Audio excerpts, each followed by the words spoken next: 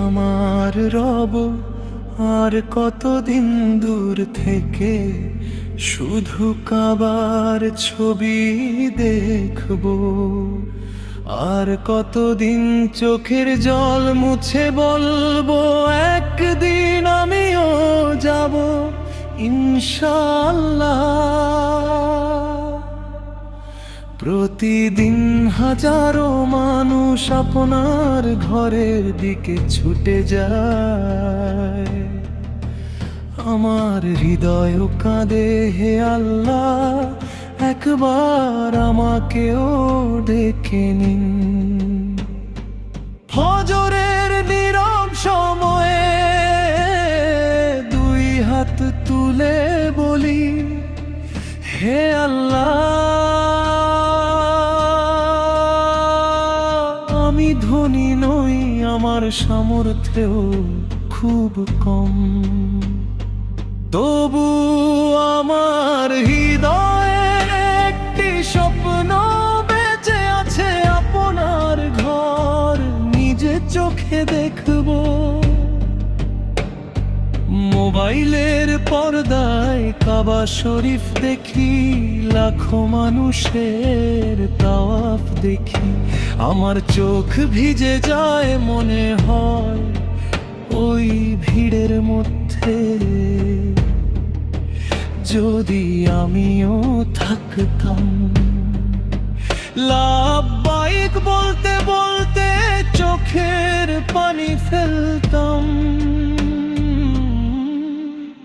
হে আমার রব, কত মানুষ আপনার ঘরের সামনে দাঁড়িয়ে ক্ষমা চায়, আমিও একদিন কাবার দিকে মুখ করে কাঁদতে চাই, বলতে চাই, হে আল্লাহ,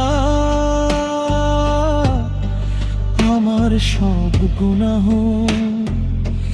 আপনি ক্ষমা করে দিন। আমি কল্পনা করি হরামের সাদা কাপড় পরে, মাথা নত করে বলছি লাব্বাইক আল্লাহুম্মা লাব্বাইক। সেই ধ্বনিতে আমার হৃদয়ের সব অহংকার গলে যাক। হে আল্লাহ, মাকামে ইব্রাহিমের পাশে 2 রাকাত নামাজ পড়তে চাই, সাফা মারোয়ার মাঝে হাজেরায়ের স্মৃতি মনে করে আপনার ওপর ভরসা করতে চাই, আর আরাফাতের ময়দানে অশ্রু ভেজা চোখে আপনার রহম তো চাইতে চাই।